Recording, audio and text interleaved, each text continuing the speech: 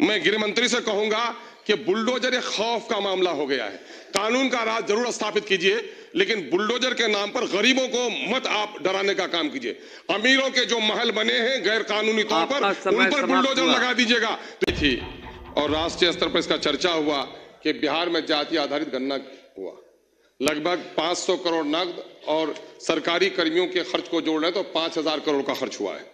लेकिन आज जिन लोगों को सर्वे इसलिए कराया गया था कि जिन लोगों की हालत खराब है उनको अच्छा किया जाए, लेकिन उसमें अकलियतों की 2 लाख नौकरी और शेड्यूल कास्ट की 1 लाख नौकरी खत्म कर दी गई है, उस पर कोई चर्चा नहीं हुआ। बिहार को अगर विशेष राज्य का दर्जा या सेंटर से कोई पैकेज मिलता है तो वो गरीबी की वजह से, और सबसे बुरा हाल सीमांचल का है, और सीमांचल के बारे में एक शब्द भी इसमें नहीं कहा गया है।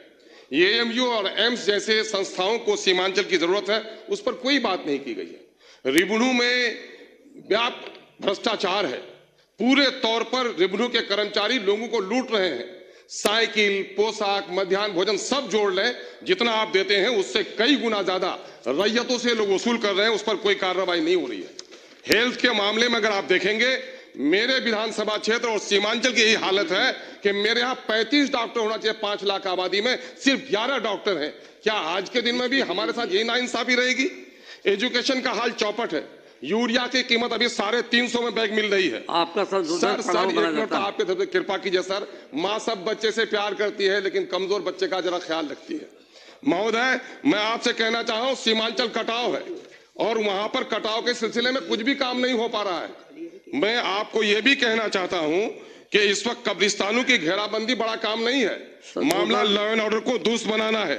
इस वक्त गरीबों को उजाड़ा जा रहा है, और माननीय मैं गृह मंत्री से कहूंगा कि बुलडोजर एक खौफ का मामला हो गया है।